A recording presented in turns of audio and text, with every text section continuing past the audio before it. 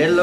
สบายดีทุกคนสบายดีแม่บ้านสบายดีอุ่นสบายดีFCทั้งภายในและต่างประเทศเนาะเป็นแนวใดอุ่นไปเที่ยวมาม่วนบ่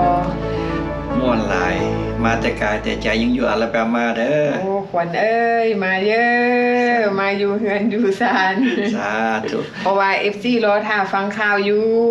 เนาะโอเคเพราะว่าเขาก็ไปเวเคชั่นเนาะช็อตเวเคชั่นมื้อนี้เขาก็มีข่าวมาเล่าให้ทุกคนได้ฟังเนาะพี่น้องเพราะว่าเมื่อวานนี้ได้มีเที่ยวบินพิเศษที่ส่งคนลาวกลับเมืองยังประเทศลาวเนาะเที่ยวบินนั่นถูกส่งเมื่อวันที่2 เดือน 6 ปี 2026มื้อคาดว่ามื้อนี้อาจจะฮอดประเทศลาวแหละเพราะว่าตามเที่ยวบินเพิ่นว่าวันที่4ฮอดลาวแม่นมื้อนี้คาดว่าอาจจะฮอดประเทศลาวแล้วเนาะพี่น้องเนาะก็คือหลายๆคลิปที่ผ่านมาที่เฮาเฮ็ดให้ทุกคนได้เห็นว่าdeportee หรือว่าคนลาวเฮาที่ถูกส่งกลับเมืองยังประเทศลาวหรือว่าส่งกลับเมืองยังบ้านเกิดนั่นขั้นตอนในการไปยื่นหนังสือขั้นตอนในการแลนเจียแลนซอหรือว่าซอกหาสปอนเซอร์เฮาก็ได้เฮ็ดหลายๆคลิปที่ผ่านมาขั้นตอนก็ยังคือเก่ายังบ่ได้มีการเปลี่ยนแปลงเนาะสิ่งที่เปลี่ยนแปลงก็คือคนใดที่ถูกส่งเมือแล้วบ่มีญาติพี่น้องมาประกันเอาก็ยังมีอยู่เนาะอันนี้แม่นเพิ่นก็ซอกหาผู้ที่ว่าจะมาเป็นสปอนเซอร์เพื่อที่จะไปรับเอาอยู่ที่ Welcome Center หรือว่าสถานที่ต้อนรับชั่วคราวก็ยังมีจำนวนหนึ่งอยู่ในหันแต่ว่าปัจจุบันนี้ก็มีใหม่เพิ่มไปเรื่อยๆเนาะเก่าไปใหม่มาแม่นก็บ่ย้ำremind แบบย้ำให้พี่น้องฟังว่าไปเยี่ยมเขาบ่ได้เขียนฟอร์มมาหยังเขาก็ไปทางหน้าไปหาปลดตำรวจแล้วเนาะโอ้ปัจจุบันนี้เนาะปัจจุบันนี้ก็คือในเมื่อก่อนเนาะการที่ไปยามพี่น้องอยู่ที่ศูนย์ต้อนรับชั่วคราวนั่นเพิ่นจะมีการเขียนฟอร์มแต่ว่าปัจจุบันนี้บ่ได้เขียนแล้วมีแต่ว่าถ้าหากว่าผู้ใดที่มีสมาชิกครอบครัวถูกส่งเมืองยังประเทศลาวแล้วต้องการไปเยี่ยมไปยามเนาะเพื่อที่จะเอาอาหารการกินเครื่องไส้ซอยเครื่องจำเป็นเพื่อที่จะไปยามอันนี้แม่นไปติดต่อได้อยู่ที่ศูนย์ต้อนรับชั่วคราวอยู่ดงมะคายเวลาไปฮอดแล้วอยู่ปากประตูโค้งเพิ่นก็จะมีพนักงานอยู่ทั้งหน้าป้อมยามหันเนาะมีเจ้าหน้าที่อยู่หันเฮาขอเพียงแต่บอกว่าซื้อนามสกุลเนาะซื้อลิ้นก็บ่เอาเลยต้องเอาซื้อแท้หรือบ่ซั่นจื่อเอาแต่นามสกุลเป็นหลักก็ได้คันบ่จื่อซื้อก็จื่อนามสกุลมานามสกุลใดบอกต่อเจ้าหน้าที่เนาะแล้วเจ้าหน้าที่เพิ่นก็จะอนุญาตให้เข้าไปเยี่ยมได้เนาะอนุญาตแต่ละครั้งเพิ่นบ่ให้เกิน2คนไปได้เทื่อละ2คนเนาะเฮาก็เปลี่ยนกันไปคันว่าเฮามีพี่น้องหลายคนมื้อนี้2คนไปอีก 2-3 มื้อก็2คนไปก็สิอยู่หันเบิดมื้อก็ได้เพิ่นก็บ่ได้มีเวลาจำกัดแม่จังสิไปเยี่ยมไปยามไปลมน้ำพี่น้ำน้องคันไปพร้อมหมู่คู่ก็ลมจนบ่มีเวลาจำกัดแม่นบ่มีเวลาจำกัดแล้วอีกอย่างนึงถ้าหากว่าผู้ใดไปแล้วต้องการอยากถ่ายรูปถ่ายห้อยอันนี้แม่นต้องขออนุญาตต่อเจ้าหน้าที่ว่าเฮาขอถ่ายรูปได้บ่เนาะเพราะว่าหยังเพราะว่าเพื่อรักษาความปลอดภัยของสถานที่เพราะว่าอันนั้นเป็นสถานที่ทางราชการเนาะและอีกอย่างนึงเฮาต้องเคารพต่อสิทธิ์ของผู้ที่อยู่อ้อมข้างบางเทื่อเฮาถ่ายรูปอาจจะไปติดผู้นั้นผู้นี้ติดมานำเนาะอันนี้เฮาต้องขออนุญาตเพิ่นก่อนว่าเพิ่นอนุญาตได้หรือบ่ได้เนาะบัดนี้เกี่ยวกับไปรับประกันพี่น้องเด้เฮาสิถามเอานำพนักงานหันเลยก็ได้เนาะแม่นถ้าหากว่าเนาะถ้าหากว่าไผที่ไปเยี่ยมยามแล้วต้องการใบรับประกันว่าแลนเจียแลนซอแบบใดอันนี้แม่นสอบถามต่อเจ้าหน้าที่อยู่ที่สถานที่ต้อนรับชั่วคราวเนาะถามอยู่นำเจ้าหน้าที่อยู่ศูนย์ดงมะคายถามเพิ่นว่าถ้าหากว่าข่อยอยากมาประกันเอาพี่เอาน้องอยู่ที่ศูนย์ต้อนรับนี่ต้องแลนขั้นตอนแนวใดขอหนังสือแบบใดอันนี้แม่นสอบถามกับเจ้าหน้าที่เพิ่นก็จะมีเอกสารให้เพื่อที่เฮาจะเอาไปประกอบเอกสารแล้วเอามายื่นเพื่อที่จะประกันตัวเอาพี่น้องออกมานั่นเองแม่นรายละเอียดก็ถามเพิ่นเนาะยื่นไว้ได้ไวแม่นยื่นไว้ได้ไวแต่ว่าก็บ่ต้องใจร้อนเนาะอันนี้ก็ต้องไปตามคิวแล้วอีกอย่างนึงผู้ที่จะไปรับเอาผู้ที่จะ ไปประกันเอาพี่น้องอยู่ที่ศูนย์ดงมะคายนั่น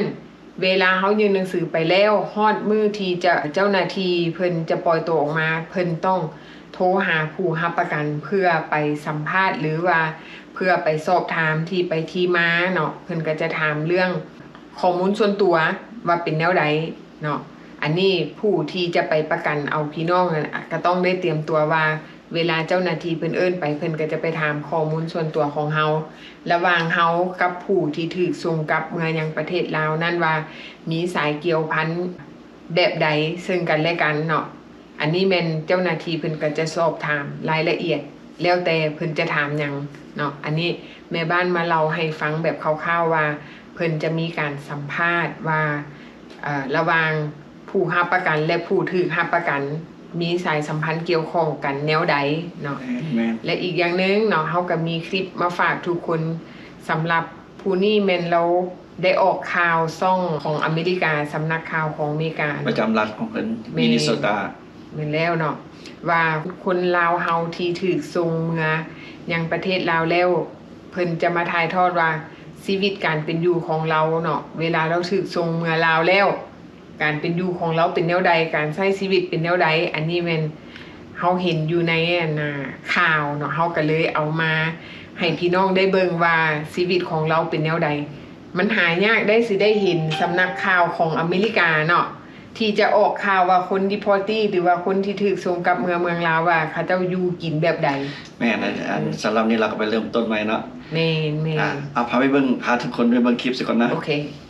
And new tonight, a South St. Paul man is sharing an inside look at his new life in Laos. Federal agents picked him up during the final days of Operation Metro Surge and deported him last month. And the reason, a decades-old felony burglary conviction. Fox 9's Mike Manzoni spoke with him tonight. And Mike, he had never been to Laos before this and doesn't even speak the language there. No, he was born in a Hmong refugee camp in Thailand before coming to the United States when he was 3 years old. Now he's adjusting to his new life, a world away from his wife and 5 children. You want to introduce yourself? I'm Zong Yang. I just got out today. After a week-long journey that took him more than 8,000 miles, Zong Yang made it to his new home in Laos last month. It was hard, it was rough. And it's nothing like where he lived in South St. Paul. This is where I sleep, the fan, window, no current. That's the light switch, dirty walls. This is the kitchen area. That's the back door. Bathroom. That toilet doesn't work. You gotta flush it down with water. We gotta bathe by buckets. Buckets like back in the old days. Pouring bucket, water over our head, washing down like a bird bath. He doesn't have many amenities, though he did just get this air conditioner. Said they're coming to set this up. He lives with several roommates, all of them deportees themselves, in this neighborhood in the capital city of Vientiane. This is a fish pond that the kids are swimming in. Popular activities here include cooling off in this pond and enforcing a zero-tolerance policy for birds that trespass. This is the fun that you have. That chicken doesn't belong in this neighborhood, and they know that. When he wants to grab food, he has to make it across several lanes of traffic. No crosswalks, no lights. This is the road that we have to cross to go to the market. $5 beef, rice.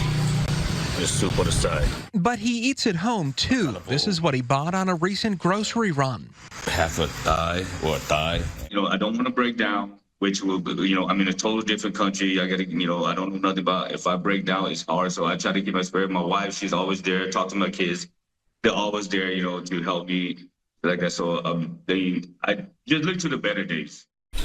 Now, he's not sure at this point if his family will eventually move over to Laos to live with him, but returning to the United States is no longer an option. That's because he's now permanently barred from returning. Homeland Security officials called him a, quote, criminal illegal alien and blamed the Carter administration for allowing him into the country back in 1980. Simone, Kelsey. Wow. Thank you, Mike. โอเคพี่น้องเป็นแนวใดหลังจากที่เขาเห็นคลิปเนาะเขาก็สิเห็นสภาพชีวิตการเป็นอยู่ของเราเนาะไอ้อุ่นเราให้พี่น้องเราฟังดูว่าเป็นแนวใด ตามสภาพที่เราเห็นที่เราไปเช่าบ้านเช่าเรือนอยู่เนาะก็ว่าห้องน้ำก็บ่สะดวกบ่เลยว่าข้ามทางก็มันบ่คือกับอเมริกาเนาะบ่มีเส้นข้ามทางเขาต้องได้ระมัดระวังแบบทุกสิ่งทุกอย่างก็คือเปรียบเทียบเนาะคือตอนสมัยอพยพมาอยู่อเมริกาทุกสิ่งทุกอย่างเขาก็ได้เรียนใหม่อีกอย่างนึงเขาบ่มีเงินดอลลาร์นึงติดตัวก็บ่มีเพราะฉะนั้นเขาได้ไปอยู่ทางสปอนเซอร์ก็เอาเครื่องโดเนทแบบเครื่องเป็นโดเนทเป็นอย่างภาษาเครื่องบริจาคเขาก็ได้นุ่งเครื่องจากบริจาคเนาะก็ทุกสิ่งทุกอย่างเขาก็ได้เริ่มศูนย์คือกับที่คนผู้นี้ล่ะแซงเราซื้อแซง2แซงอย่าง48 ปีเรามีลูก5คนวันนี้เขาก็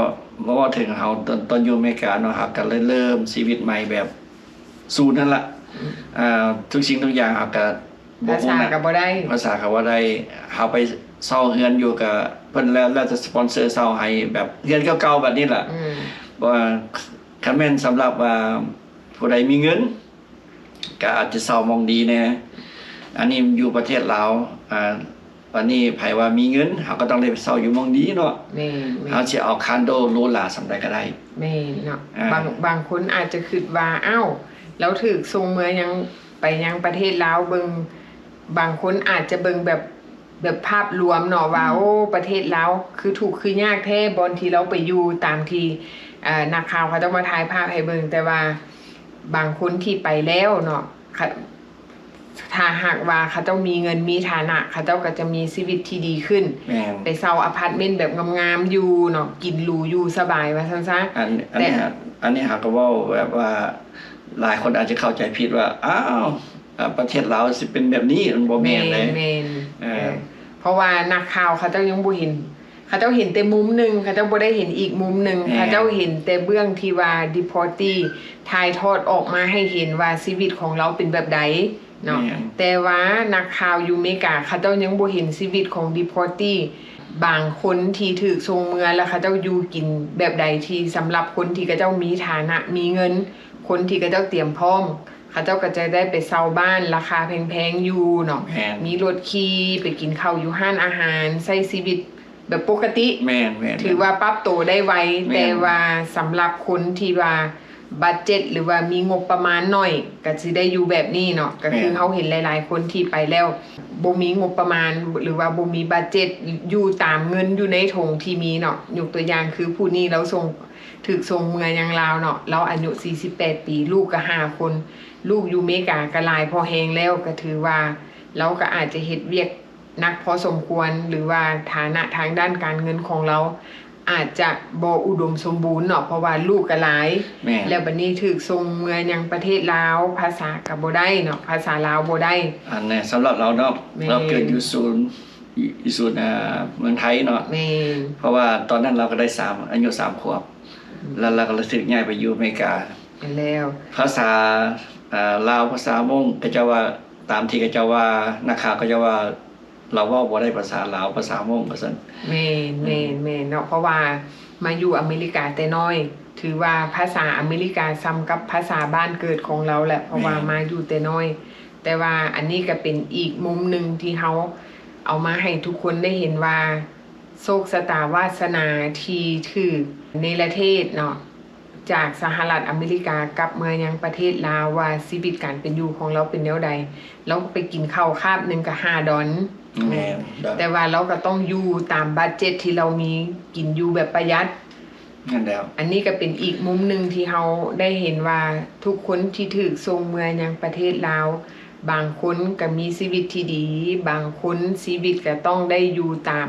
หาเช้ากินค่ำภาษาลาวก็สิว่าอยู่แบบหาเช้ากินค่ำเนาะบางคนไปแล้วก็ตกทุกข์ได้ยากก็มีเนื่องจากว่าเวลาไปฮอดแล้วอาจจะบ่มีพี่มีน้องก็มีแต่ว่าบางคนไปแล้วมีพี่มีน้องบัดนี้พี่น้องมันก็แตกต่างกันเนาะเพราะว่าสภาพครอบครัวของสปอนเซอร์แต่ละคนบ่คือกันบางคนเป็นสปอนเซอร์ที่สภาพเศรษฐกิจครอบครัวอยู่ดีกินดีเฮาไปเวลาพี่น้องส่งไปแล้วได้รับการช่วยเหลือเขาเจ้าก็สามารถฟื้นตัวได้ไวแต่สำหรับคนใดที่ถูกส่งมาแล้วสปอนเซอร์หรือว่าพี่น้องที่มารับประกันเอาเนาะ สภาพครอบครัวเศรษฐกิจครอบครัวของเขาเจ้าเป็นคนหาเช้ากินค่ำหาแบบว่ารายได้มือต่อมือเนาะเงินเดือนก็บ่ได้มีหลายจังซี่เวลาไปอยู่นำเขาเจ้าแล้วก็อาจจะลำบากเนาะอันนี้ก็ต้องได้ปรับตัวเนาะต้องได้ทำใจเพราะว่าก็คือเขาฮู้แหละแต่ละครอบครัวเศรษฐกิจครอบครัวของแต่ละคนก็บ่คือกันเพราะฉะนั้นถ้าหากว่าคนใดที่ไปอยู่ตกกับครอบครัวที่ว่าเขาเจ้าหาเช้ากินค่ำถ้าหากว่า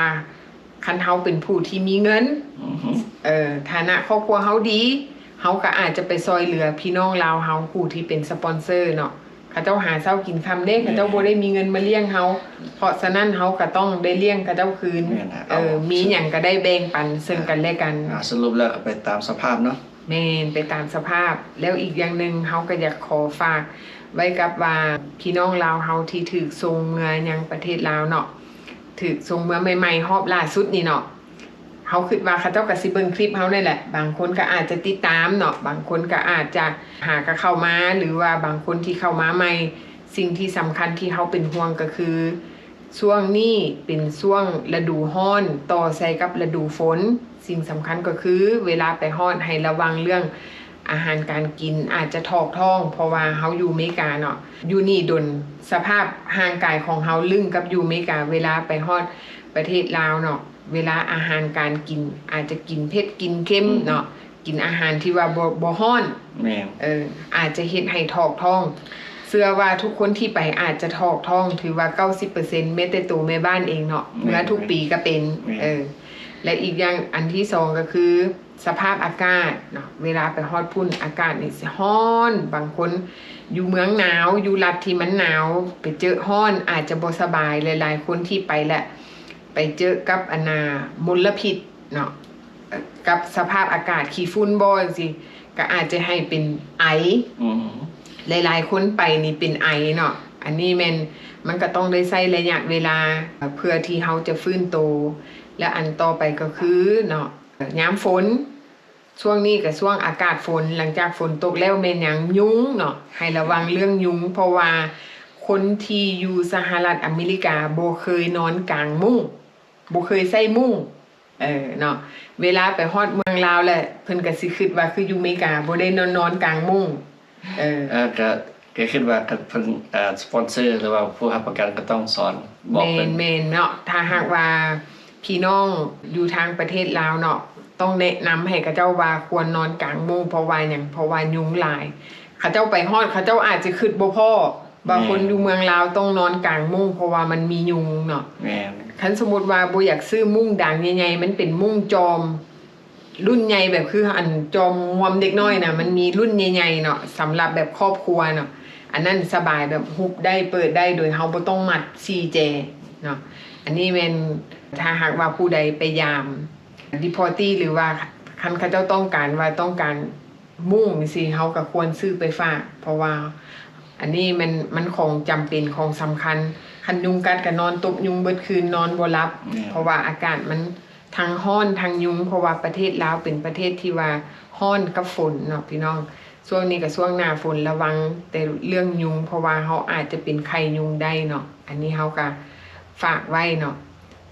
ก็เป็นกำลังใจให้ทุกคนเนาะเวลาไปฮอดแล้วก็พยายามปรับตัวให้เข้ากับสภาพอากาศสภาพแวดล้อมหลังจากนั้นเวลาเฮาออกมาอยู่กับครอบครัวเนาะเฮาก็ปฏิบัติตามกฎระเบียบของครอบครัวฟังคำเตือนของครอบครัวและอีกอย่างนึงครอบครัวอยู่ทางสหรัฐอเมริกาเวลาผู้ที่ถูกส่งเมืองลาวโทรหาเฮาก็ควรแนะนำว่าสิ่งใดควรเฮ็ดสิ่งใดบ่ควรเฮ็ดอันนี้แม่นเจ้าหน้าที่เพิ่นก็จะแนะนำให้อยู่แล้วอยู่ที่ศูนย์พักเซาซัวคราวนั่นเนาะเจ้าหน้าที่เพิ่นก็จะบอกว่าสิ่งใดที่เฮ็ดได้สิ่งใดที่เฮ็ดบ่ได้ขึ้นกับตัวเฮาเองว่าเวลาที่เฮาออกจากศูนย์ต้อนรับซัวคราวกลับไปอยู่กับพี่น้องแล้วเฮาจะปฏิบัติตัวแบบใดเฮาควรเชื่อฟังเจ้าหน้าที่ที่เพิ่นแนะนำเฮาบ่หรือเฮาสิตามใจเฮาเองอันนั้นแม่นถ้าหากว่ามีหยังเกิดขึ้นหรือว่ามีหยังผิดพลาดเกิดขึ้นเฮาต้องรับผิดชอบตัวเฮาเองรวมทั้งสปอนเซอร์เป็นผู้รับผิดชอบตัวเฮาอันนั้นนักเนาะอันนี้เฮาก็เอามาเล่าเล็กๆน้อยๆให้ทุกคนได้ฟังว่าสภาพการมันเป็นแนวใดเนาะแต่ว่าเฮาก็ยังมี อีกสิ่งหนึ่งที่เฮาสิมาเล่าให้ทุกคนได้ฟังเอาไว้คลิปหน้าเนาะพี่น้องเนาะเฮาสิมาเล่าให้ทุกคนได้ฟัง อันนั้นว่ามันเป็นจังได แม่ อุบไปก่อนเนาะ เอาเจอกันคลิปหน้าเนาะพี่น้อง บ๊ายบาย บ๊ายบาย